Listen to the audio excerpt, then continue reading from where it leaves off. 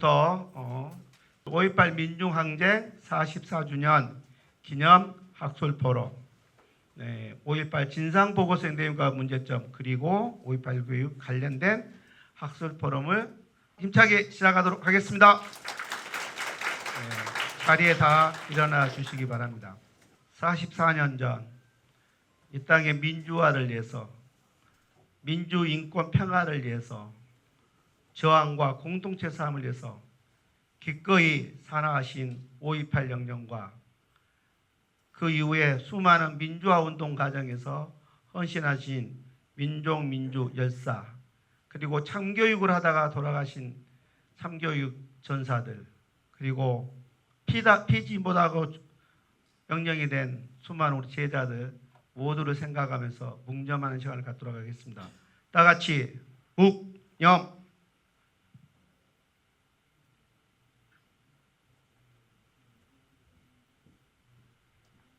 바로 모두 자리에 앉아주십시오. 앞에 있는 것 주관단체로 전남 5.18 민중항쟁 행사위원회가 꾸려져 힘차게 진행하고 있습니다. 행사위원장이 매년 바뀌는데요. 그 중에 한 분이신 우리 한봉철 목사님께서 먼저 인사말을 해주도록 하시겠습니다. 어느덧 44년이라고 하는 시간이 흘렀습니다. 사실 오늘 이제 44주년 전남 행사위원장 우리 김행구 위원장님이 오셔서 인사를 드려야 되는데 제가 작년 43주년 행사위원장을 맡았던 덕분에 오늘 가서 인사를 하십시오 해서 인사를 드립니다. 사실 44주년 행사 기념행사를 시작하면서 사실 올해 화두는 진상조사 보고서입니다. 진상조사 보고서를 많은 사람들이 보았지만 이건 국가보고서로서 맞지 않다. 그리고 그 보고 내용이 사실 우리가 알고 있는 내용보다 훨씬 후퇴된 누더기 보고서라고 하는 많은 지적들이 있습니다. 결국 이제 조금 있다 우리 교수님께서 발표를 하시겠지만 어찌 지금까지 이야기됐던 것보다 후퇴된 국가 보고서가 나올 수 있는지, 그리고 수많은 이제 아젠다를 제공했음에도 불구하고 우리가 원하는 답을 요구했던 것들, 헬기, 그 다음에 발포자, 이런 중요한 내용들은 진상 불규모로 나올 정도로, 무엇 때문에 진상조사위원회가 5년 동안 활동을 했는지 참 궁금하게 짝이 없습니다. 그러면서 한번 되짚어 봅니다. 오늘 여러분들이 가지고 있는 이제 책을 보면요, 지금 건국단체가 됐지만 건국단체도 마찬가지입니다. 5.18 민중항쟁하는데 O 가운데 아래 점이 있는가 하면 오늘 옆에 보면 뒤에는 또한 가운데 점이 있습니다. 그동안에 5.18 민중항쟁은 가운데 점을 찍었습니다. 근데 어느 순간 아래로 가고 아예 그 점을 없애버린 데도 있습니다. 이렇게 통일이 아직도 못 되고 있습니다. 44년. 어제 그 도 담당 실무자 팀장한테 제가 전화를 받았는데요. 올해 기념식을 하는데 기념식에 굳이 민중항쟁이라는 말을 써야 됩니까? 그게 공식 명칭이 민주화 운동. 기념식 하면 어떻겠습니까? 사실 국가기념식인 광주 외역에서 이루어지는 국가기념식은 5.18 민주화 운동이라는 말을 쓰기로 예전에 보훈처하고 약속을 하고 국가기념일을 지켰습니다. 그러나 39주년부터 시작된 전남기념식은 광주가 역시 5.18 민중항쟁 기념 행사위원회인 것처럼 우리는 그냥 5.18 민중항쟁 기념식으로 하자라고 결정을 했습니다. 그걸 당시 도지사로부터 해서 모두 받았는데 또다시 해묵은 논쟁들이 시작이 되죠. 이렇게 아직도 혼선이 그리고 정의되지 않는 사건이 이 땅에 민주화를 있게 했고 60 그리고 6.15 여러 가지 계속해서 해서 일어났던 국민의 정부 민주정부 들어서면서도 정의되지 못하는 아직도 미완성의 5.18이 우리 앞에 있습니다. 이 미완성의 5.18을 40년이 됐음에도 완성되지 못한 것에 대해서 아직도 부끄러움을 느끼면서 이제부터라도 이제 하나하나 정립해 갔으면 좋겠다. 특별히 광주를 중심으로 해서 이제 학술 포럼이 많이 이루어졌지만 전남의 5.18은 또 다른 성격을 가지고 있습니다. 그래서 전남의 5.18을 또 학술적으로 규명하고 여러 가지 이제 주변의 이야기들을 다루는 일에 있어서 또 우리 김남철 선생님과 우리 호남사학회가 몇 년 전부터 계속해서 노력해 주셨습니다. 이 모든 일에 감사를 드리고 보다 우리에게 힘을 주고 그리고 우리 모두가 자랑스러워하는 5.18이 될 수 있기를 바라면서 감사 인사를 드립니다. 감사합니다. 우리 준비를 많이 하셨네요. 5.18에 대한 혼선이 지금도 진행되고 있다는 걸 이렇게 가슴에 생각하면서 오늘 학술 포럼이 끝까지 진행됐으면 좋겠습니다. 아울러서 거기 호남사학회를 이끌고 있는 목포대학교의 강몽룡 교수님의 인사말이 있겠습니다. 힘찬 박수 부탁드립니다. 예, 방금 소개받은 호남사학회 회장을 맡고 있는 그 목포대 사학과 강봉영 교수입니다. 그 매년 이렇게 5.18 포럼을 하는 걸로 알고 있고 이제 작년에는 그 작년에도 하고 올해도 하고 그러는데 올해 제가 회장을 맡아서 이제 공동 주관 기관으로 이렇게 대표로 참여를 했습니다만은 잘 차려진 밥상에 그 수저와 젓가락만 가지고 온 것 같아가지고 좀 송구하고 좀 미안하게 생각합니다. 그래서 내년부터는 우리 호남사학회가 전문 연구자들의 모임이기 때문에 같이 좀 역할을 했으면 좋겠다 그런 생각을 하면서 왔습니다. 오늘 마침 그 대학원 수업이 겹쳐가지고 대학원생들도 여기 좀 와서 같이 자리를 빛내자. 그리고 대학원생들 한 10명 정도 온 것 같습니다. 제가 79학번이기 때문에 5.18은 그 2학년 때 제가 맞이했습니다. 그리고 5월 19일, 20일 양일간 제가 광주에 있었습니다. 그래서 그때 직접 5.18을 이제 목도하고 경험했던 것이 있기 때문에 그런 이야기도 좀 했으면 좋겠는데 다음 기회에 있으면은 제 그때 느꼈던 거, 경험했던 것 말씀드렸으면 좋겠습니다. 5.18은 4.19와 더불어서 우리 역사의 하나의 강력한 이 파워풀 엔진 이라고 생각합니다. 이 역사는 항상 앞으로만 흘러가는 게 아닙니다. 가다 보면은 거꾸로 흘러가기도 합니다. 역류하기도 합니다. 잘 나가다가 독재자가 나타나기도 하고 그렇습니다. 거기에 브레이크를 걸고 이 거꾸로 흐르는 물을 다시 제대로 흐르게끔 하는 그런 엔진이 역사에서 반드시 필요하다고 생각합니다. 우리 역사에서 4.19와 5.18이 있다라고 하는 것은 우리 역사가 앞으로 거꾸로 흐르는 것을 방지하는 굉장히 중요한 그런 장치라고 생각을 합니다.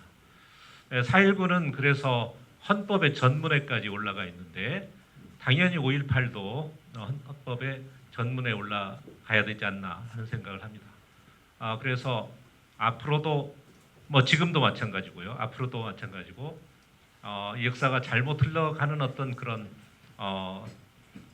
그 모습이 나타나면 4.19와 5.18의 엔진, 정신을 앞세워서 바로잡아 나가는 그런 것이 있는 우리나라는 굉장히 행운이라고 생각합니다. 그런 역사를 만들어 왔기 때문에 그래서 이 4.19는 이제 서울에서 일어났고 5.18은 이제 광주 전남에서 일어났는데 4.19는 이제 국가적인 차원에서 잘 보살피고 엔진을 좀 수리도 하고 가동을 할 수 있게 잘하는데 5.18은 조금 미흡하지 않나 하는 생각이 들고요. 광주 전남에서 일어났기 때문에 특히 우리 광주 전남 인들이 그 엔진을 더욱 파워풀하게 작동할 수 있도록 좀 보살펴야 되지 않나 하는 생각이 들고요. 오늘 이 행사도 이제 그런 의미가 있다고 생각합니다. 우리 호남사학회도 그런 대열에 열심히 참여할 것을 말씀드리고, 특히 오늘은 이제 연구위원장님, 유시연 연구위원장님이 오셨거든요.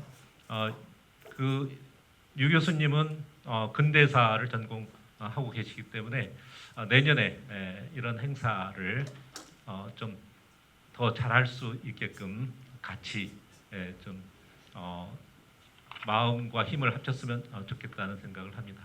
오늘 이 포럼이 성공적으로 잘 돼서, 오늘이 5월 8일이니까 앞으로 5.18 행사 계속 있을 것으로 생각이 되는데, 그 성공적인 시작점이 되기를 바라겠습니다. 네, 감사합니다. 네, 고맙습니다. 흔히들 보면 그 내빈 소개 하는데 안 오신 분들이 있어서 먼저 인사 한 말을 받고 이렇게 내빈 소개를 할까 합니다. 사실 내빈 소개라면은 뭐 장을 맡은 사람들도 중요하지만 여기에 오신 분들이 제일 소중한 거죠. 우리 참석한 우리 모두를 위해서 일단 박수를 좀 보내주십시오. 자기 자신을 위해서 참 잘하신 거예요, 선택을. 여기에 밑에 보면 주최원 되게 많죠. 우리 전남도청에서 누구 오셨나요? 전남도청, 고맙습니다. 전남도청, 이번에 우리 5.18 행사에 전남도청이 아주 거금을 지원해주고 있습니다. 액수는 밝히지 않겠습니다. 이어서 전남도의회, 도의회가 60여 명 의원이 있지만 교육위원으로서 또 이 행사의 행사장까지 우리 좀 이따 또 토론도 임해주시는 우리 박형대 의원님을 일단 소개하고 좀 이따 발표할 때 이야기하겠습니다. 박형대 의원님 오셨습니다. 그다음에 전남도교육청에서 우리 전라남도 교육청이라고 부르더라고요. 교육청 지원했는데요. 굉장히 바빠요. 5월달 큰 행사 놔두고 오셔야 되는데 대신 우리 교육자치과 우리 정병국 과장님 오셨습니다. 교육자치과장님이십니다. 민주시민교육이나 통일 독도교육을 총 담당하는 부서입니다.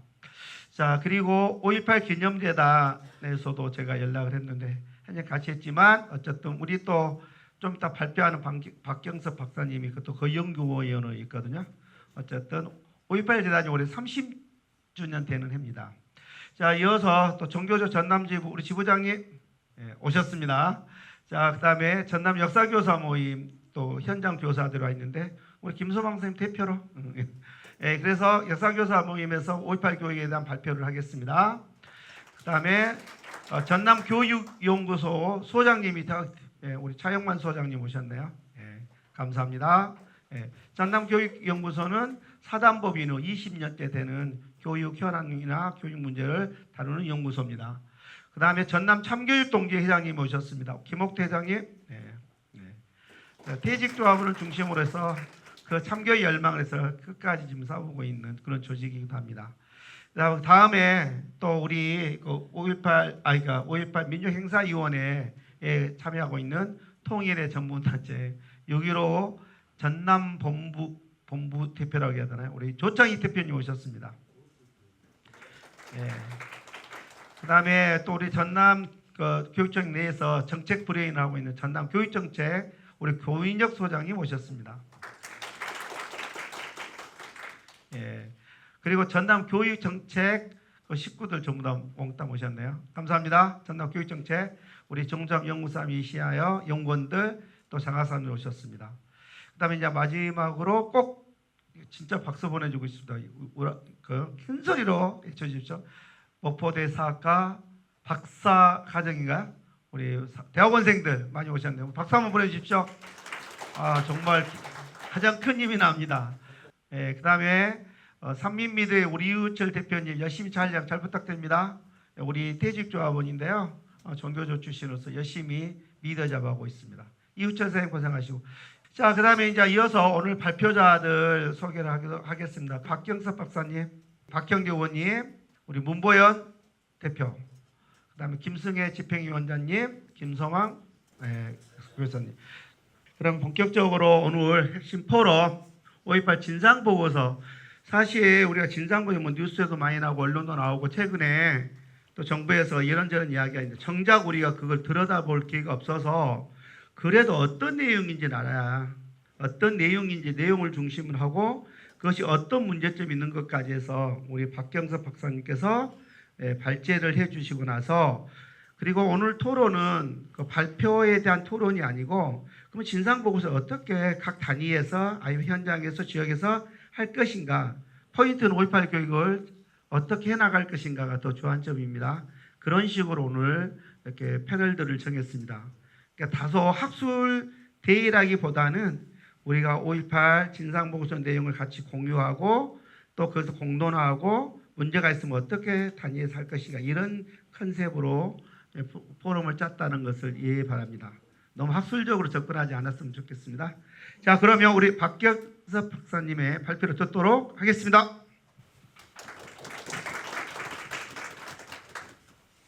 네, 소개받은 박경섭이라고 합니다. 저한테 할애된 시간이 대략 한 최대 50분이라고 말씀하셨던 것 같은데요. 40분 정도 제가 말씀드리고 또 열심히 또 발표에 준하는 수준까지 이렇게 준비해 오신 토론자분들이 계시기 때문에 그런 분들도 얘기도 드려야 되고 아마 질의응답 시간도 있을 것 같아서 저는 가능하면 좀 말이 좀 느리긴 하지만 좀 서둘러서 발표를 하도록 하겠습니다. 제가 오늘 할 얘기는 크게는 두 가지인 것 같습니다. 하나는 2월 29일이죠. 그러니까 2024년 2월 29일에 17개 과제, 그러니까 17개 진상규명조사위원회 17개 과제의 결과 보고서 중에 15개가 공개가 됐습니다.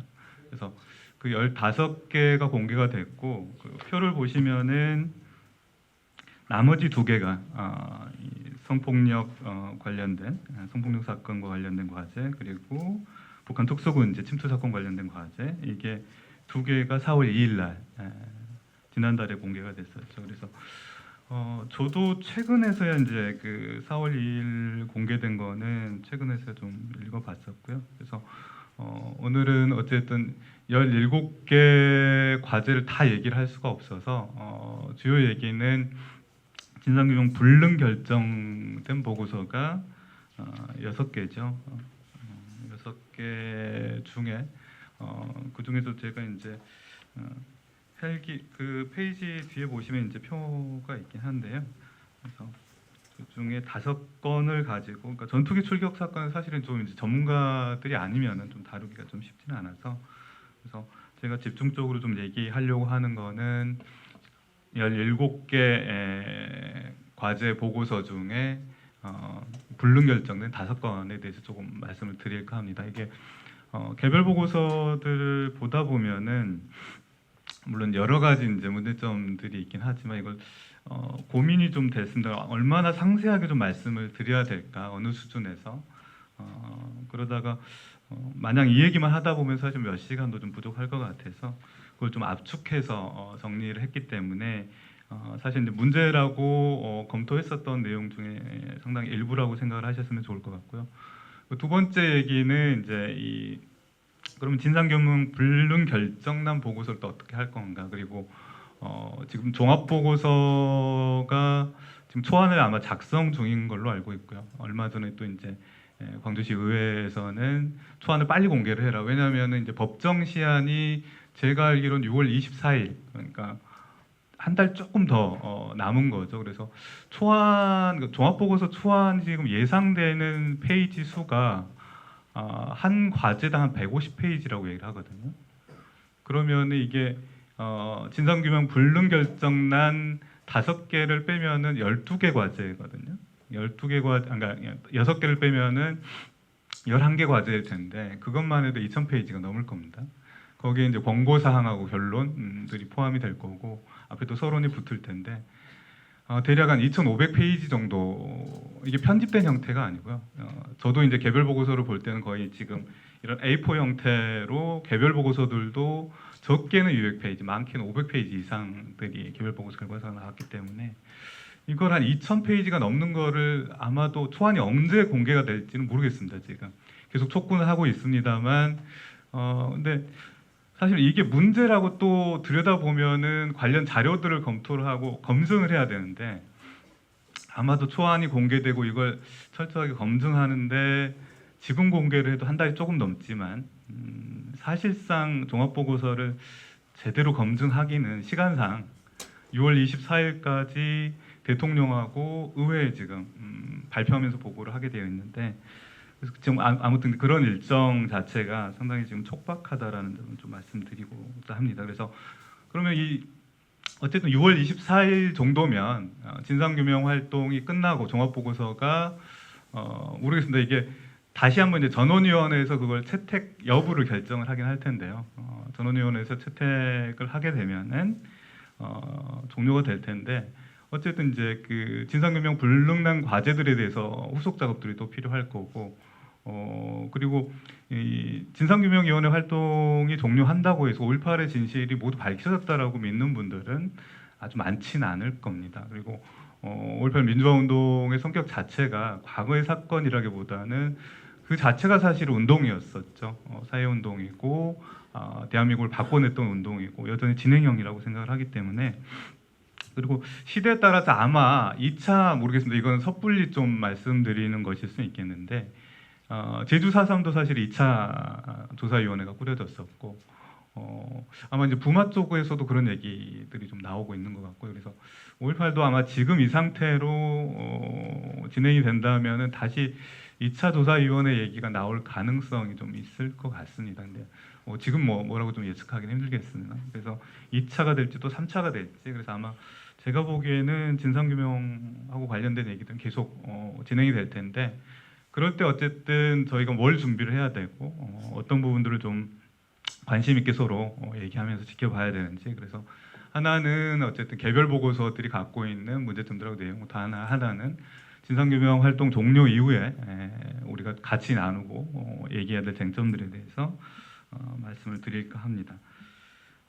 발표문을 보면서 말씀을 드릴까 합니다. 그래서 앞부분 잠깐 좀 설명을 드렸었는데요. 그러니까 진상규명 특별법은 2018년 2월 28일 국회에서 가결됐었고 그로부터 한 1년, 2년여가 지나서 출범 이 사이에도 우여곡절이 있습니다만 어쨌든 2019년 12월 27일 날 5.18 조사위가 출범을 했고 사실 이때 출범을 할 때는 활동 기간이 2년으로 한정이 되었었는데 이게 중간에 이제 법 개정을 했었죠. 그래서 활동 기간을 연장을 하면서 작년 말까지 2023년 12월 26일까지 조사 활동, 그러니까 만 4년여의 조사를 했었고 그래서 이제 6월 24일 6월에 이제 종합 보고서를 정부와 국회에 이제 발표하면서 제출하고 그런 일정으로 진행이 될 것 같습니다. 그래서 조사 보고서 관련된 내용들은 표 1번을 좀 참조하시면 될 것 같고요. 어쨌든 근데 처음부터 아마 이제 여러 가지 사전에 이제 개별 보고서들이 실제로 이제 12월 26일 날 17개 과제에 대해서 이제 그 전원위원회에서 심의 의결을 했었죠. 그래서 그 의결 이후에 이제 상황들을 정리를 한 건데요. 그래서 조사위가 현안 설명을 했었고, 근데 이게 지역사회에서 좀 문제가 됐었던 것 중에 하나가 1월 31일 날 조사위에서 광주의 각 기관에 종합보고서에 대한 권고사항을 공문으로 접수를 해라 이런 이 공문을 보냈었고 이때 기한은 3월 10일까지였습니다. 근데 아시다시피 아래쪽에 보시면은 조사 결과 보고서가 공개가 되지 않은 상태에서 이걸 요청을 했었다라는 거죠. 그래서 이제 지역사회에서 크게 반발을 했었고, 그래서 민변이라든가 5.18 정신대책위, 범시도민 대책위에서 이런 방식으로 개별 보고서도 공개하지 않은 상태에서 어떻게 일종의 의견 수렴하고 공고사항에 대해서 얘기할 수 있느냐. 그래서 계속 항의를 해서 결국 조사위에서는 2월 21일 날 3월 31일까지 공고사항을 접수를 하겠다. 그래서 연장 발표를 했었고요. 그 이후에서야, 그러니까 2월 29일에서야, 그러니까 거의 이제 이 17개 과제 중에서 2개 과제는 이제 뭐 개인 뭐 신상 명세 뭐 이런 것들 때문에 몇 가지 쟁점들 때문에 2개가 빠졌었고 12개 과제, 아니 15개 과제에 조사 결과 보고서가 공개가 되게 됩니다. 그래서 이제 이 조사 결과 보고서를 이제 받아보고 나서 지역사회에서 이제 어떻게 대처를 할 거냐, 특히나 이제 가장 충격을 받았었던 것 중에 하나는 어쨌든 작년 12월 26일 날 그 6개가 불능 결정 과제가 있었는데 이게 대단히 핵심적인 쟁점, 진상규명하고 관련된 핵심적인 쟁점을 다루는 과제들이 규명 불능이 났었기 때문에 되게 충격을 받았었고, 그래서 이와 관련된 이제 여러 가지 이제 대책 활동들을 펼치게 됩니다. 그래서 뒤에 표 이제 뒷부분을 보시면은 아마 이제 지역사회 의견들이 좀 수렴이 됐었던 게 3월 25일에 조사회 보고서 개별 보고서죠. 조사회 개별 보고서에 대해 평가하고 기자간담회를 하면서 그때 아마 압축적으로는 상당히 왜곡 소지가 다분한 보고서에 대해서는 폐기해라.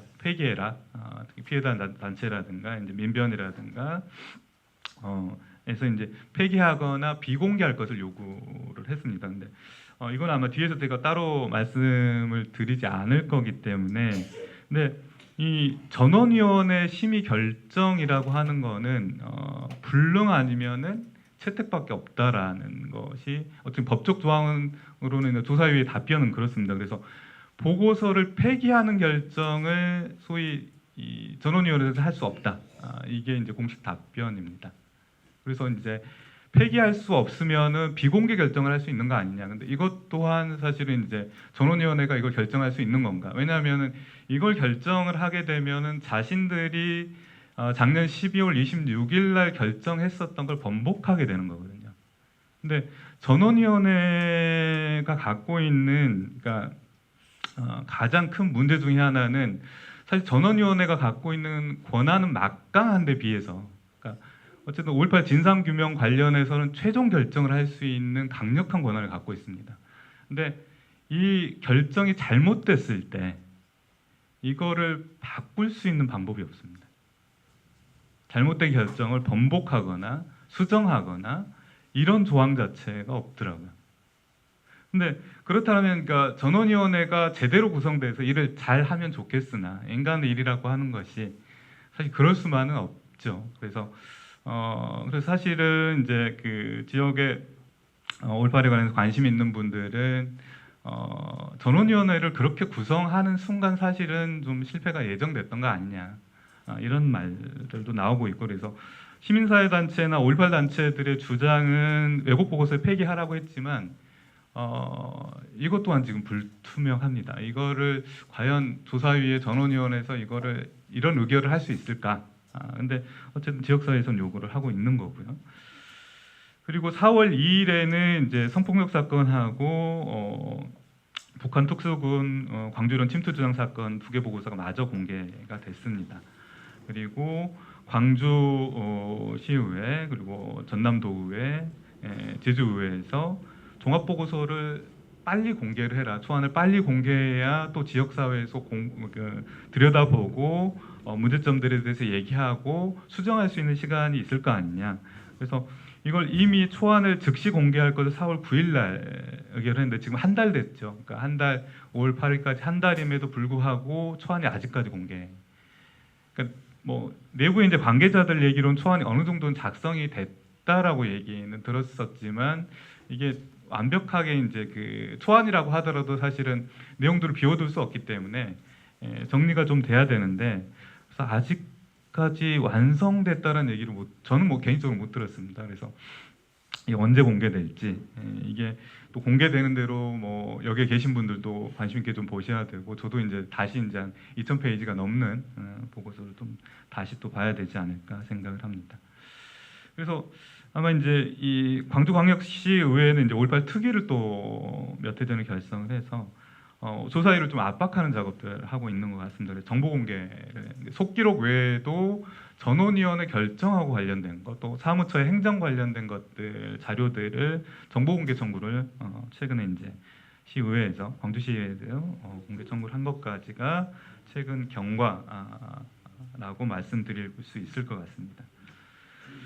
그 뒤에 이제 이행기 정의 얘기를 잠깐 말씀드린 이유는, 그러니까 국제사회에서 어쨌든 이행기 정의 얘기를 할 때는 이제 저희는 그러니까 과거사, 인권 침해하고 관련된 과거사 정리, 또 한국에서는 청산이라는 표현을 쓰는데 이 과거사 정리하고 관련해서는 이미 한 80년대 또 90년대 초반에 거의 유엔에서 확정된 개념으로 사용을 합니다. 그래서 이 이행기 정의하고 관련해서는 반드시 포함해야 되는 네 가지 얘기를 하죠. 하나는 진실 추구, 두 번째는 형사사법, 형사 기소까지 포함을 해서 형사사법, 세 번째는 배상, 네 번째는 재발 방지 조항. 이게 이제 유엔에서 소위 얘기하는 이제 과거사 정리하고 관련해서 이행기 정의를 실현하기 위해서는 네 가지 요소가 필요하다는 얘기를 했었는데, 저는 5.18은 그 10일간의 항쟁 또한 대단히 중요하고 위대했지만 사실은 이 5.18 이후에 계속돼서 진행됐었던 5.18 진상규명운동,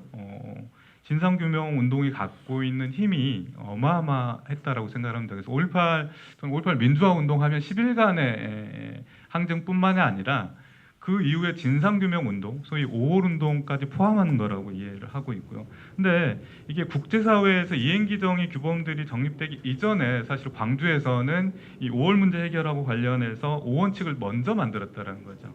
이런 국제사회의 어떤 공통적으로 통행되는 과거사 정리 관련해서 얘기했던 이런 규범들이 이런 걸 참조하지 않고서도 사실은 이게 소위 얘기하는 5.18 운동이 갖고 있는 힘이라고 생각을 하는 거예요. 그러니까 이 내용은 익히 5.18 문제 해결 5원칙이라고 해서 여러분들 익히 알고 계시는 거죠. 그래서 진상규명, 책임자 처벌, 명예회복, 배상, 기념사업 다시 반복해서 말씀을 드리는 거고 너무 이제 귀에 못이 박히도록 들으셨겠지만 이미 앞에 네 가지 이 국제사회에서 통용되는 네 가지가 비교하면은 사실은 모든 걸 다 포괄하고 있었다라는 거죠.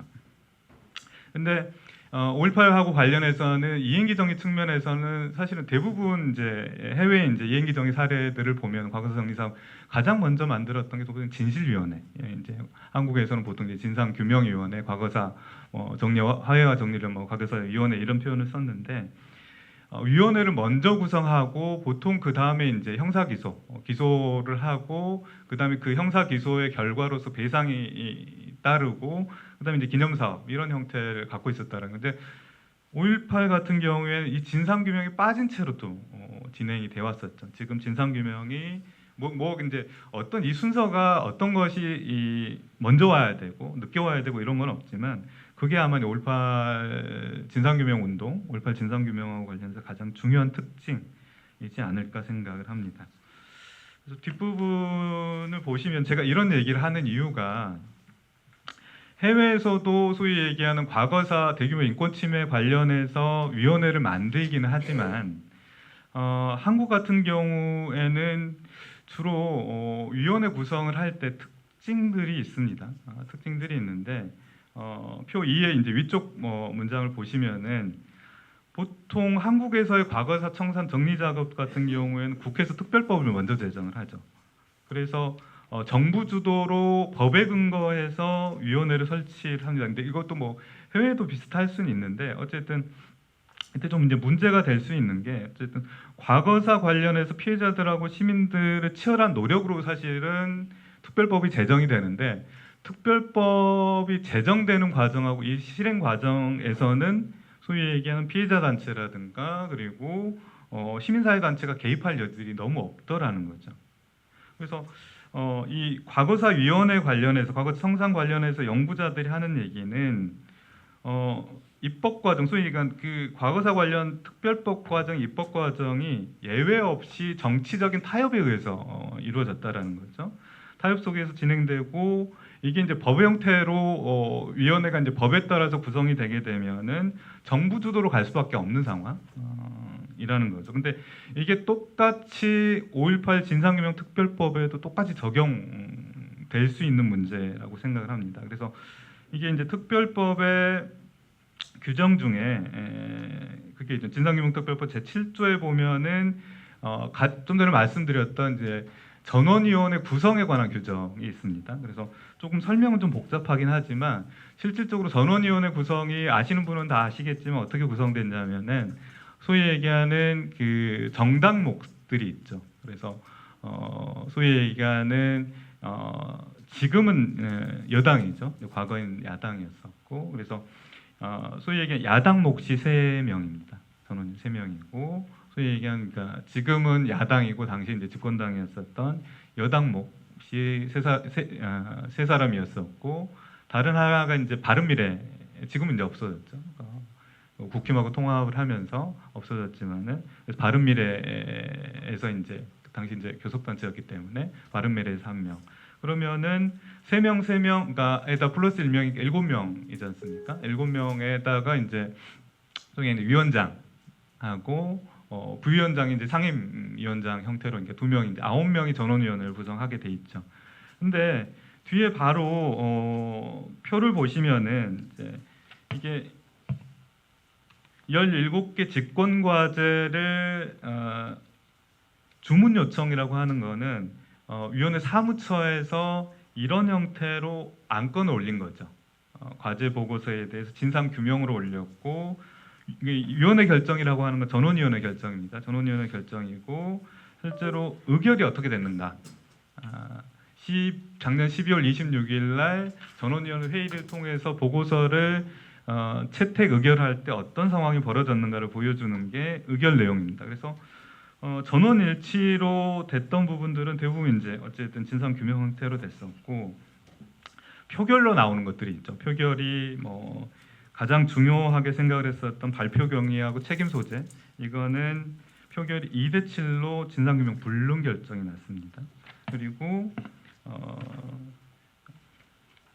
성폭력 사건 같은 경우에는 일부 진상 규명이 이것도 좀 기묘한 형태이긴 하지만 진상 규명 그러니까 당시 이제 성폭력 사건하고 몇 개 안건들이 진실 규명 건들이 세 건으로 이제 나눠졌었는데 2건에 대해서는 표결을 통해서 진상 규명으로 결정을 하고 다른 건에 대해서는 진상 규명 불능 결정을 내렸단 말이죠. 근데 이게 다 계속해서 이제 표결 형태로 나와 있고 또 하나 이제 이게 소위 얘기하는 그 신군부가 당시에 본인들의 잔혹한 진압 행동에 대해서 정당화하는데 가장 중요한 논리가 자위권 발동 논리였었거든요. 근데 그 자위권 발동 논리하고 뒤따라 나오는 게 이 신군부에서 당시에 얘기를 했던 게 시민구들이 먼저 무장을 하고 발포를 했기 때문에 본인들이 발포를 했다. 1시경에 그러니까 5월 21일이죠. 5월 21일 전남도청 앞에서 그렇게 얘기를 하면서 자위권 발동 얘기를 했었는데 그렇기 때문에 이제 무기고 피습 사건이라고 하는 게 상당히 중요하죠. 언제 소위 얘기하는 무기고에서 시민들이 가서 이제 무장을 했는가? 이 시기가 상당히 중요한 쟁점입니다. 근데 이게 그동안 일관되게는 소위 오후에 발포 이후에 나왔다는 게 가장 이제 그동안의 이 주장이었었고 근데 당시 이제 신군부는 오전에 있었다. 이런 얘기들을 했었다는 거죠. 근데 이게 진상규명 불능 결정이 나버렸어요. 이것도 되게 중요하죠. 근데 이 얘기는 좀 이따 좀 자세하게 말씀을 드리겠습니다. 그리고 안매장 관련된 거는 전원일치로 진상규명 불능 결정이 났었고 뭐 이거는 이제 안매장 관련 추정되는 이제 지역들을 발굴 조사가 완결이 안 됐기 때문에 사무처에서도 이후에 후속 과제를 이건 계속해야 될 사업인 것 같다. 그래서 이제 진상규명 불능으로 안건을 상정을 했고 그래서 이거를 이제 전원위원회에서 진상규명 불능 결정을 하면서 이거는 당연하게 계속해야 되는 과제로 이제 삼았던 거고요. 그리고 이제 전투기 출격 대기 조사는 계속해서 사실 공군 관계자들, 그러니까 전투기 관련해서 공군 관계자들 조사를 했었지만 명백한 뭐 증거나 문서들을 확보할 수 없었기 때문에 이건 이제 진상규명 불능 결정이 났었고요. 그리고 또 하나 이제 왜곡하고 관련돼서 가장 중요한 개별 보고서가 이 군하고 경찰의 사망 상해 사건 관련된 피해 과제입니다. 이거는 사무처에서는 일부 진상 규명으로 올렸었고 이 전원위원회에서는 진상 규명 불능 결정이 났습니다. 그래서 이건 아마 이제 위원들도 분명히 이제 왜곡된 내용들이 포함되어 있다. 이거는 좀 이따 좀 자세히 또 설명을 좀 중요한 쟁점에 대해서 좀 설명을 드리겠습니다. 여기서 표결로 보면은 4대 4로 나왔었고 그래서 결국은 진상불능 결정됐고 또 하나는 은폐 왜곡 조작 사건 같은 경우도 진상규명 불능 결정이 났어요. 사무처에서 진상규명으로 올렸었는데 표결에서는 7사람이 어쨌든 불능으로 결정됐기 때문에 이런 결과들이 나왔습니다. 그래서 건수로 보면은 6건이죠. 그래서 17개 과제로 생각해서 단순히 산술 계산을 해도 3분의 1 이상이 이 과제에 불능 결정이 나온 상황이라고 말씀드릴 수 있을 것 같습니다. 그래서 두 번째 절이 이제 진실규명 보고서에 대한 평가가 좀 전에 제가 말씀드렸던 내용들 중에 조금 더 구체적인, 물론 세부적으로 보고서를 보다 보면 훨씬 더 많은 문제점들이 있지만 제가 24년 그러니까 3월 25일 날 당시 이제 평가 및 기자간담회 좀 발표했던 내용들을 조금 더 이제 정리를 해서 그것보다 좀 압축해서 정리를 했습니다. 압축해서 정리한 내용들에 대해서 말씀을 드릴까 합니다. 첫 번째는 개별 보고서를 제가 처음에 15개를 봤었는데요. 물론 다 꼼꼼히 보지는 못했습니다. 그러니까 이미 진상규명 결정난 보고서들은 급하게 좀 봤었고 나머지 이제 진상규명 불능 결정된 보고서들은 좀 꼼꼼히 살펴봤었는데요. 그 내용들, 그러니까 전반적인 이제 내용들에 대해서 좀 평가를 하면 분명히 근데 5.18하고 관련된 이제 국방부 조사라든가 이전에 이제 헬기 사격 관련된 조사 이런 것들이 있었는데 또 대법원 판결들도 있었을 거고, 근데 분명히 훨씬 더 구체적인 내용들이 포함되어 있고 특히 이제 사망하고 관련된 내용들은 어쨌든 이건 이제 보고서가 채택이 됐기 때문에 이전보다 좀 진전된 내용들을 분명히 담고 있고, 또 하나는 어쨌든 많은 사람들이 조사위원회 기대했던 것 중에 하나는 국가가 만든 특별법에 따라 만든 조사위원회이기 때문에 그동안 많은 연구자들이 사실 조사하려고 해서 접근하기 힘들었던 게 계엄군들에 대한 조사였었거든요. 그래서 이 계엄군들의 진술을 다수 확보했었던 거, 그걸 이제 어쨌든 자료로 기록을 남겼다라는 거는 상당히 중요한 성과라고 생각이 됩니다. 근데 이것도 세부적으로 들여다보면은 당시 이제 조사위원회 이제 참여하셨던 분들 얘기에 따르면은 계엄군들 진술을 아마 이거는 이제 조사위원회 자료들을 보면 될 텐데, 그러니까 그때 당시 투입됐던 군의 한 10% 정도는 조사할 목표를 세웠었고, 그래서 한 2,000명 정도, 2,000명 남짓 조사를 했다고 얘기를 들었었는데요. 근데 당시 이제 그 조사에 참여했었던 분 얘기로는 그 중에 본인이 판단하기, 이건 뭐 제 의견은 아닙니다. 본인이 판단하기에 신뢰할 만한 유의미한 진술은 10분의 1도 안 된다라고 말씀을 하시더라고요. 그러니까 나머지 그러니까 90%는 여전히 이전에 신군부가 얘기했었던 자기의 어떤 가해 행위, 폭력 행위, 잔혹한 행위들을 다 부인을 하고 있다는 거죠.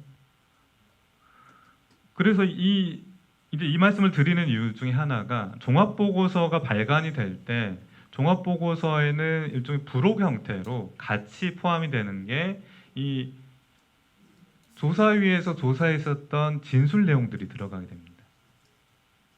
근데 그 얘기는 물론 이제 2,000건 전부에 대해서 들어가지는 않을 텐데 신뢰할 수 없고 신빙성이 떨어지는 소위 얘기한 진술들이 종합보고서의 부록 형태로 들어갈 수가 있다라는 거죠. 그래서 이제 5.18 공급단체에 계신 분들은 이걸 그래서 반대를 하시더라고요. 그러니까 이 진술조사가 검증 안 된 소위 이게 양심선언에 따라서 진술한 게 아니라 왜곡된 형태로 들어가게 되면 이게 국가 기록으로 남을 거 아니냐. 그래서 이거는 들어가면 안 된다라고 주장을 하시는데 어쨌든 지금 조사의 일정상 그 포함시키겠다고 얘기를 해서 그렇기 때문에 아마 초안이 빨리 나와야 된다고 하는 게 초안뿐만이 아니라 부록으로 들어가서 국가 기록으로 남겨지는 내용들이 어떠한가도 저희들이 좀 봐야 된다는 거죠. 그래서 이제 이 계엄군 진술은 한편으로는 의미 있지만 이것 하나하나가 다 신뢰할 수 있는 자료는 아니다라는 말씀을 좀 드리고 싶고요. 두 번째는 조사의 개별 보고서를 보면은 대체 뭐가 진실이냐라고 했을 때 어떤 것을 근거로 진실이라고 얘기를 하고 있는 걸까?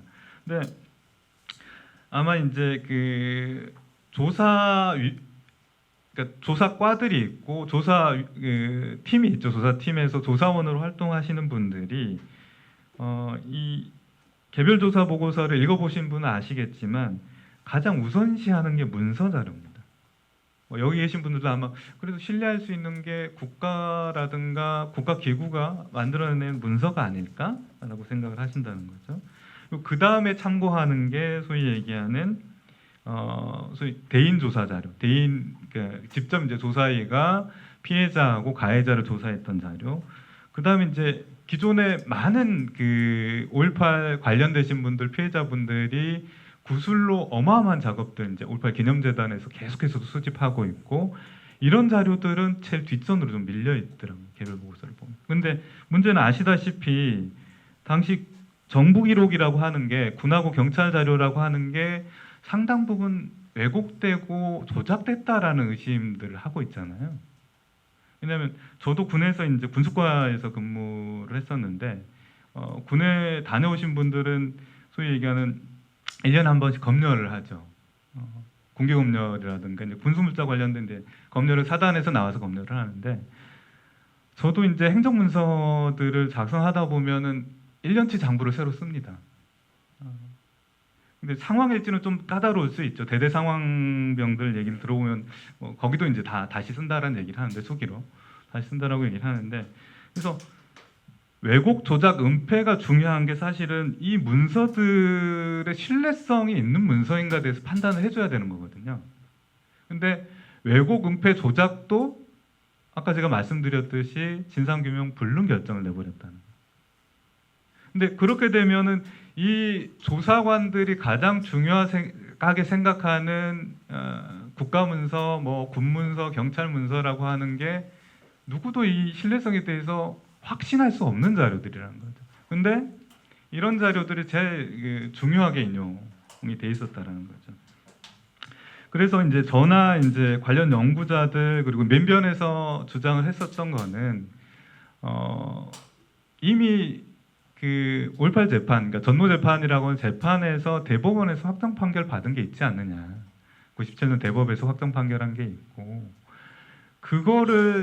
그거보다 최소한 뒤로 가서는 안 되는 거 아니야. 근데 소위 얘기하는 그 군문서, 경찰문서라고 하는 게 이미 이제 대법원 판결에서 많이 이제 그 부인된 경우들이 많았다는 거죠. 그래서 최소한 대법원 판결이라도 제대로 좀 인용을 하고 참조를 했으면 나았을 것 같다. 그래서 아마 그런 얘기들을 강력하게 피력을 해서 이런 내용들이 종합보고서에는 어떻게 될지는 모르겠습니다.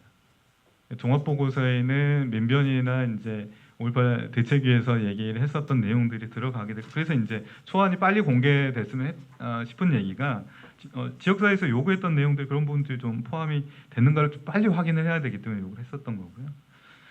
근데 아무튼 그렇기 때문에 이게 때로는 이제 구술이 엇갈릴 수가 있거든요. 그러니까 무기고 피습, 피탈 이런 표현도 좀 사실은 문제적인 표현이긴 합니다만 그 시점에 대해서 엇갈린 진술들이 있다는 경찰 일부는 오전에 있었다라고 진술하는 사람이 있고 또 무장을 하러 갔던 시민들은 일관되게 다 오후에 갔다라고 진술하고 있고 이거하고 관련돼서 실제로 재판을 받았잖아요. 이 무기고를 피습했던 거는 그러니까 당시 이제 정부 입장, 군 입장에서 상당히 중요한 사안이기 때문에 이거 다 개별 신문 조사를 했었고, 근데 이 소위 무장을 하러 나주, 뭐 한평, 담양, 화순으로 갔었던 시민들은 다 오후라고 진술하고 있어요.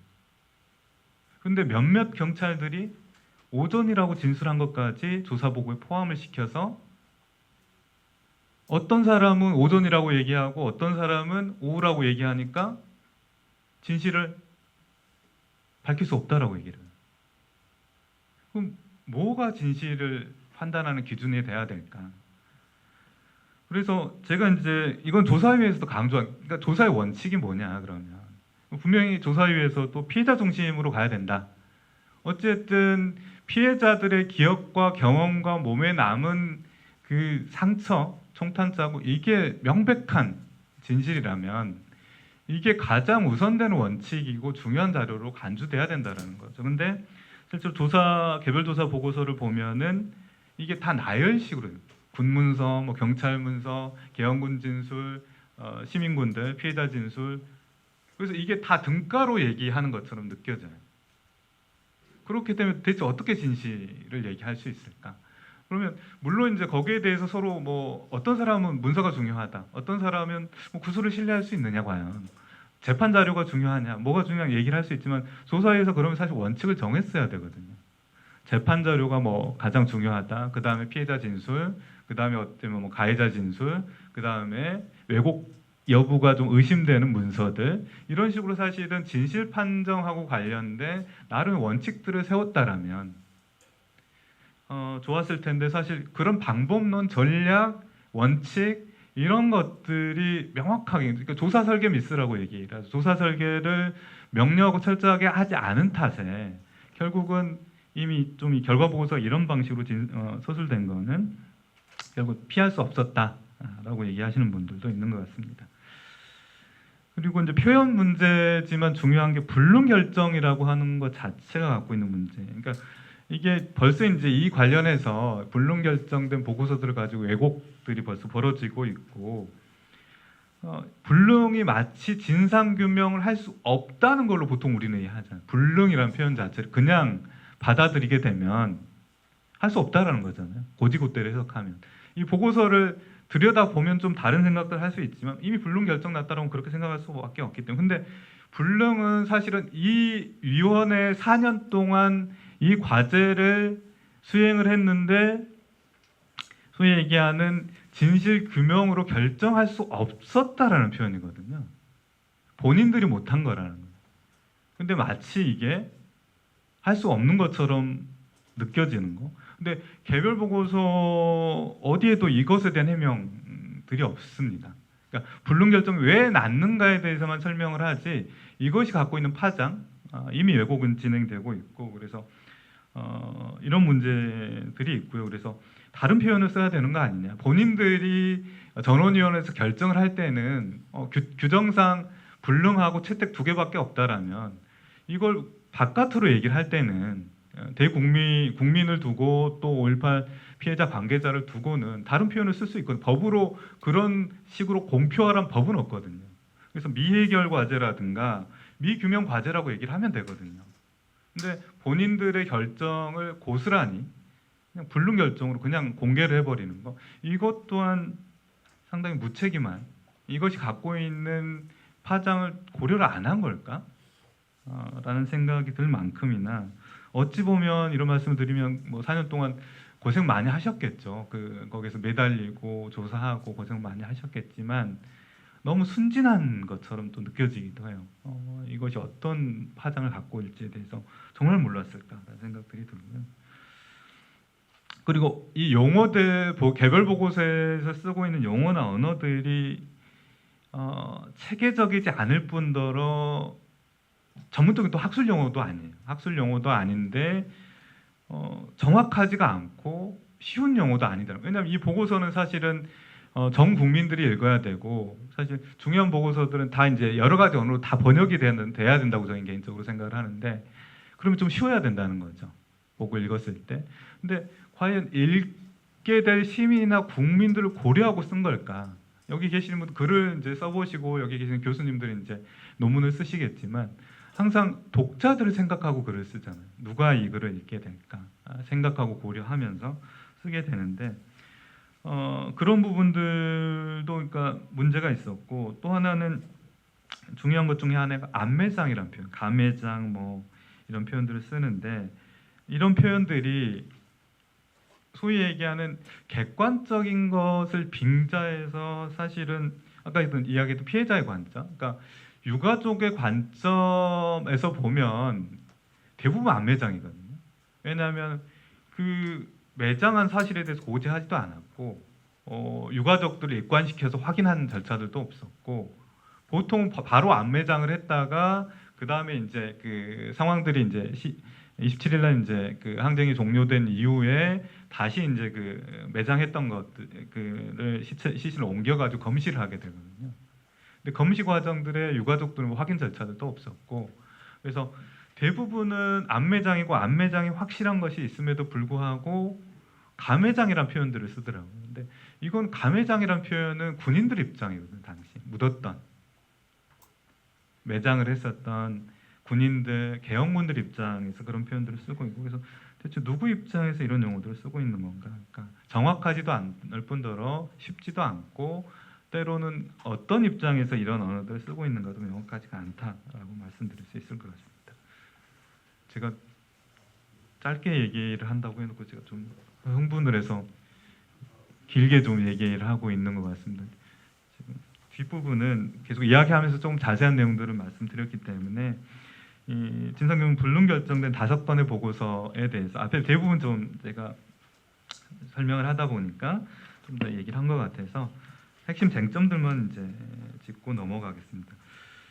발포 경위하고 책임 소재 관련된 거, 누가 봐도 이거는 최고 책임자는 전두환이라는 거는 의심할 여지가 없죠. 근데 개별 보고서에서는 전두환이 직접 발포 지시한 증거가 없다. 증거가 없기 때문에 발포 책임자를 확정하지 못했다. 이렇게 나왔었거든요. 근데 이거는 대법원 확정 판결에 좀 명확하게 이 소위 얘기하는 발포 책임자들을 규정을 했었거든요. 당시 이제 처벌을 했었던. 특히 이제 물론 이제 그거는 27일 날 하고 관련된 것이긴 하지만 21일 건에 관해서 대법원은 판결하진 않았습니다. 물론 21일 집단 발포에 대해서 판결하지 않았습니다만 27일 날 그렇게 사실상 이제 소위 얘기하는 진압 작전을 수행했던 것 자체가 대법원 판결에서는 분명히 희생자가 나올 수밖에 없었고 다른 수단들이 있었거든요. 협상하고 타협할 다른 수단이 있었음에도 불구하고 진압 작전 사상자를 나올 걸 각오하고 진압 작전을 했기 때문에 이건 살인행위다. 그때 당시 발포가 이루어졌었고 그래서 그 책임자로 지목들을 하거든요. 당시 이제 신군부의 실세들에 대해서 지목을 했었는데 법원에서도 그러면 발포 명령이라고 하는 문서 증거가 있었기 때문에 그렇게 판결을 했을까? 그건 아니거든요. 여러 가지 진술들을 참작하고 자료들을 참작해서 책임자를 확정할 수가 있는 거예요. 이제 그런 것 때문에 소위 얘기하는 대법원 판결보다 더 후퇴했다라고 얘기를 하는 이유가 그런 이유. 결정적인 소위 얘기하는 핵심 증거 진술이 없다라는 이유로 다 판단을 안 해버린 거예요. 진실에 대해서. 그런 문제가 여기 발포 책임 문제하고 이제 관련이 있고요. 그리고 이제 무기고 필습 사건 아까 좀 말씀드렸기 때문에 이건 좀 넘어가겠습니다. 근데 한 가지 좀 이제 짚고 넘어가야 될 거는 보고서들 간에 이 소위 얘기하는 시민들의 무장 시점에 대해서 다르게 얘기를 하고 있다는 거예요. 좀 전에 말씀드렸던 발포 경위 및 책임자 규명에서는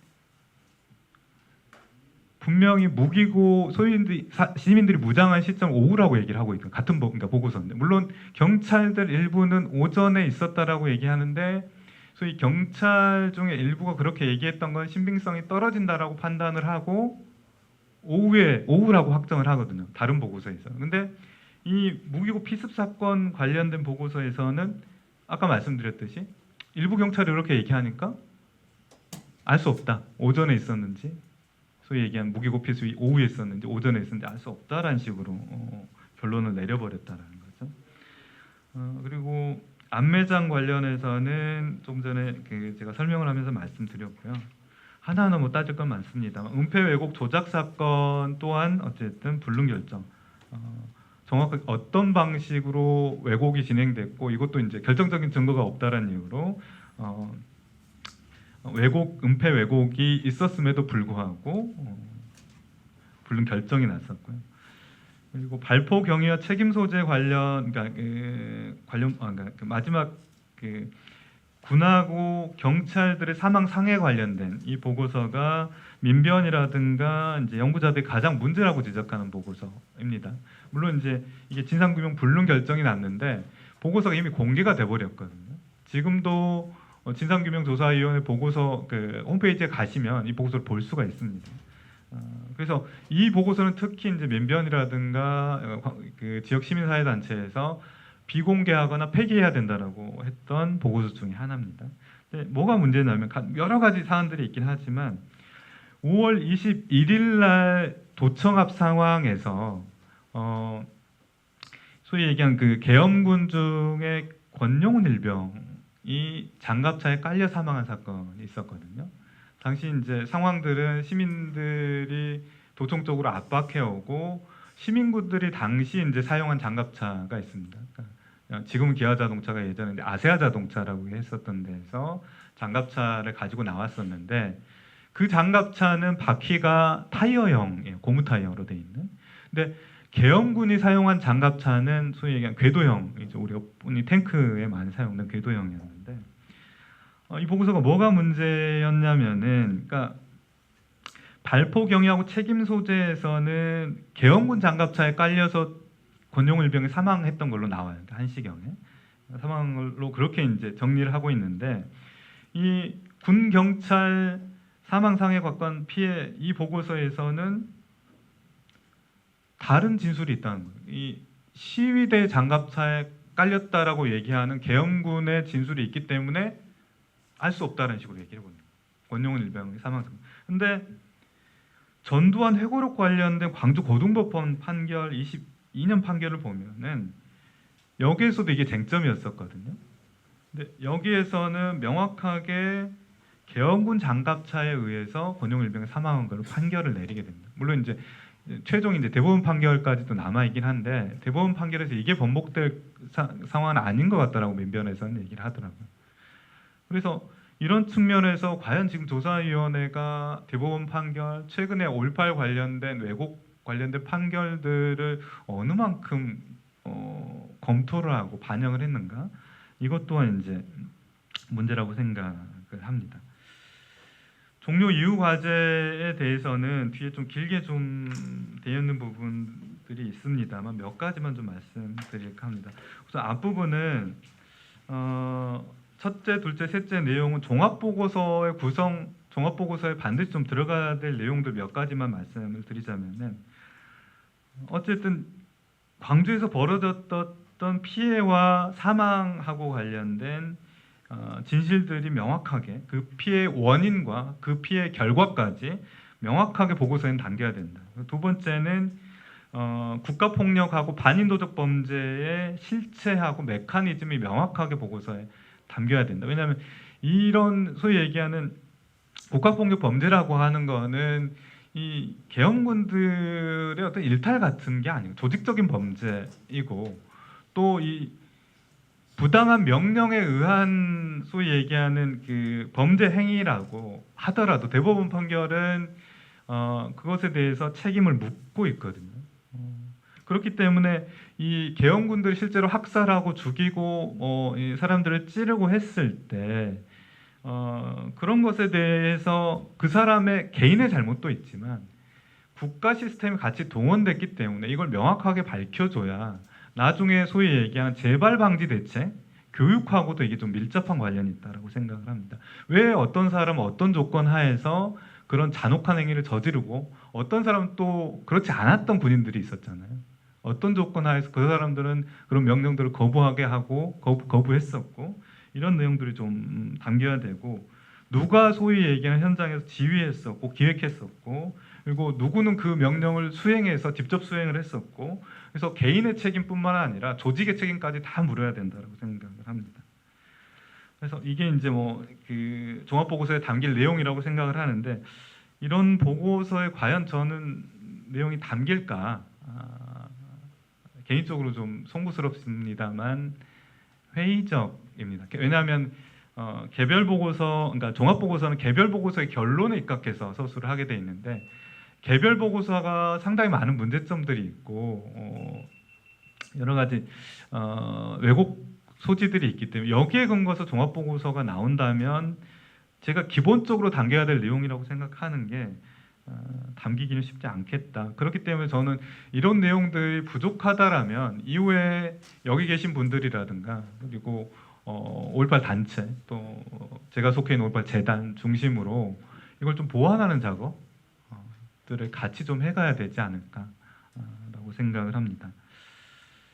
그 뒤에 이제 여러 가지 내용들이 있습니다만 그리고 또 하나는 이제 중요한 내용 중에 하나가 조사위는 그 조사 과정에서 명백한 범죄 행위들을 인지하게 되고 밝히게 되면 이거를 경찰에 고발할 수 있고 경찰에 그 기소 의뢰를 할 수가 있거든요.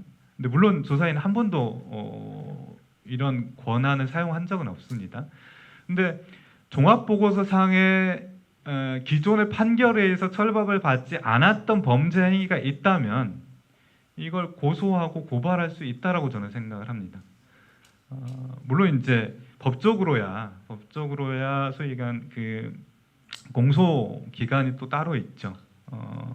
살인죄는 뭐 이 공소 유효기간이 따로 있긴 하지만 저는 그렇다고 해서 진상규명이라고 하는 것이 법의 테두리 안에 갇혀 있을 필요는 없다. 그래서 소위 필요하면 시민법정, 또 필요하다라면은 국제형사재판소까지 고려를 해서 이건 사실은 조사위원회나 국가가 할 수 없는 일들이잖아요. 그래서 저는 종합보고서를 꼼꼼히 검토를 하면서 이런 작업들도 좀 같이 해나가야 될 일들은 아닐까 생각을 합니다. 그 외에 이제 개헌론이라든가 재발 방지를 위한 이제 기념사업, 교육사업들은 당연히 포함돼야 될 내용이라고 생각을 합니다.